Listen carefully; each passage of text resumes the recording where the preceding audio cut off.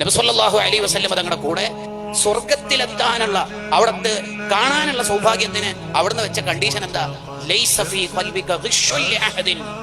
ഒരാളോട് വെറുപ്പില്ലാതെ മോനെ ജീവിക്കാം. ഒരാളോട് വെറുപ്പില്ലാതെ.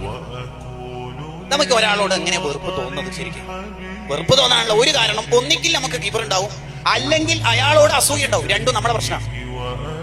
ഒന്നിക്കിൽ അയാളോട് നമുക്ക് അസൂയ ഉണ്ടാവും, അല്ലെങ്കിൽ നമുക്ക് അയാളോട് വെറുപ്പ് തോന്നാനുള്ള കാരണം നമുക്ക് കിബറായിരിക്കും. അതാണ് അതിന്റെ കാരണം ഉണ്ടാവും.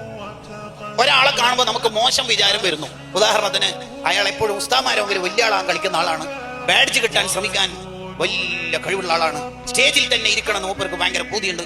എനിക്ക് അൽഹംദുലില്ലാഹ് അങ്ങനെയൊന്നുമില്ല. അതൊക്കെ വലിയ രോഗമാണ് സത്യത്തിൽ.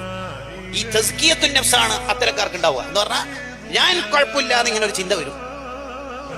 ഇബ്ലീസ് ലഅനഹുല്ലാഹ് എല്ലാ മനുഷ്യന്മാരെയും പിഴപ്പിക്കാൻ ശ്രമിക്കും. സർവരെയും എല്ലാ മനുഷ്യന്മാരെയും ഇബ്ലീസ് ശ്രമിക്കും. കാരണം ഇബ്ലീസിന് അറിയാം ഓരോരാളെ എങ്ങനെയാ പറ്റിക്കേണ്ടത്. മുഖ്താലിമിനെ എങ്ങനെ പറ്റിക്കേണ്ടത് മൂപ്പർക്ക് ടിപ്സ് കൊടുക്കേണ്ട ആവശ്യമൊന്നുമില്ല. മൂപ്പര് 1,00,000-ലധികം നബിമാരെ കാലത്ത് ജീവിച്ചോണ്ട് തന്നെ എല്ലാ ഉടായിപ്പും മൂപ്പർക്ക് അറിയാം.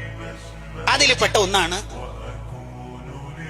ഞാൻ കുഴപ്പമില്ല എന്ന തോന്നൽ. ആ തോന്നൽ എന്നാണോ വരുന്നത് അന്ന് ഇബ്ലീസ് തിരിച്ചു പോകും. അപ്പൊ ശൈത്താന്മാരായ പേരക്കുട്ടികളും മക്കളൊക്കെ ചോദിക്കും, ഉപ്പാപ്പ അയാളെ പറ്റിക്കാനാണല്ലോ രാവിലെ തന്നെ പാന്റും സൂട്ടും കൂട്ടൊക്കെ ഇട്ടിട്ട് പോകുന്നത്, പറ്റിക്കണില്ലേ? ഇല്ല. എന്തേ? അയാൾ ഒന്നിച്ചു കൂടിയാൽ ഞാൻ തന്നെ കുറച്ചും കൂടി കുഴപ്പമാവാൻ സാധ്യതയുണ്ട്. ഞാൻ ഓൾറെഡി മണ്ടനാണ്, ഇനി മരമണ്ടനാവാൻ സാധ്യതയുണ്ട്. കാരണം അയാൾ എന്നെക്കാൾ വലിയ ആളായിട്ടുണ്ട്. കാരണം അയാൾക്ക് തോന്നിയിട്ടുണ്ട്, ഞാൻ സെക്രട്ടറി ആയ കാലത്ത്, ഞാൻ പ്രസിഡന്റ് ആയ കാലത്ത് തോന്നിയിട്ടുണ്ട്. അത് തോന്നി തുടങ്ങിയാൽ നമ്മളെ നാശം തുടങ്ങിയിരിക്കുന്നു. അതാണ് ഹാത്തിബുൽ അസ്മ റളിയല്ലാഹു അൻഹു പറഞ്ഞത്, വൽ ഫഖ്റ ഇലൽ മീസാൻ. മോനെ, നീ ചെയ്ത അമല് മീസാനിൽ വെക്കാൻ പറ്റുന്ന അമലാണോ എന്ന് നോക്കിയിട്ട് മതി ഈ ഫഖ്ർ വർത്താനൊക്കെ. അത് അവിടുന്ന് മതി, ഇവിടുന്ന് മിണ്ടണ്ട. നമുക്ക് നമ്മളെ കുറിച്ച് നല്ല വിചാരം ഉണ്ടാകുമ്പോഴാ വേറൊരാളെ കുറിച്ച് മോശം ചിന്ത വരിക. അതിന് ഇമാം ഷഹറാനി റളിയല്ലാഹു അൻഹുവിന്റെ വ്യാഖ്യാനം എന്താണ്? അൽ മുഅ്മിനു ലിൽ മുഅ്മിനി കൽ മിർആത്ത്. ഒരു മുഅ്മിൻ മറ്റൊരു മുഅ്മിന് കണ്ണാടി പോലെയാണ്. എന്താണ് ആ ഹദീസിന്റെ അർത്ഥം? ഒരു മുഅ്മിൻ മറ്റൊരു മുഅ്മിന് കണ്ണാടി പോലെ എന്ന് പറഞ്ഞാൽ, നമ്മൾ ഒരാൾ കണ്ണാടി നോക്കിയാൽ കണ്ണാടിയുടെ ചിത്രമല്ല നമ്മൾ കാണുക, പിന്നെ നമ്മുടെ ചിത്രമാണ് കണ്ണാടിയിൽ കാണുക.